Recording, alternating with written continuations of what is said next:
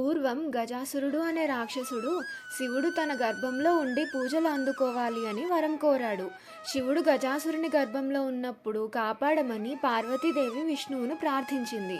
విష్ణువు గంగిరెద్దుల మేళంతో గజాసురుని వద్దకు వెళ్ళి గంగిరెద్దుల ఆటతో గజాసురుడిని మెప్పించి శివుని విముక్తి చేయమని అడిగాడు. గజాసురుడు దానికి ఒప్పుకోకపోయేసరికి గంగిరెద్దు కొమ్ములతో కొట్టించి శివుడిని విముక్తి చేయించాడు. అప్పటి నుంచి గంగిరెద్దుల వాళ్ళకి అప్పచెప్పారు అని అంటారు. వాటికి రంగురంగుల బొంతలు, గవ్వల హారం, కాళ్లకు గజ్జలు, ఊల్దారాల కుచ్చులు వేసి నందీశ్వరుని రూపంగా తీర్చిదిద్దుతారు.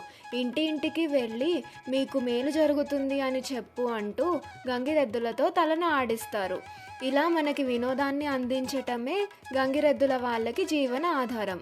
ఇంటి యజమానులు చీరలు, దుప్పట్లు కానుకగా ఇస్తూ వాటిని గంగిరెద్దు వీపు మీద వేస్తారు. అలా అలంకరించిన బసవన్నల అందం సంక్రాంతి సంబరాల్లో ప్రత్యేక ఆకర్షణగా నిలుస్తుంది.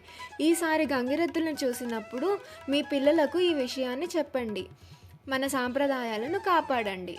నెక్స్ట్ ఏ టాపిక్ గురించి తెలుసుకోవాలనుకుంటున్నారు? తప్పకుండా కామెంట్ చేయండి. ఇటువంటి మరిన్ని వీడియోస్ కోసం ఈ ఛానల్ని సబ్స్క్రైబ్ చేయండి.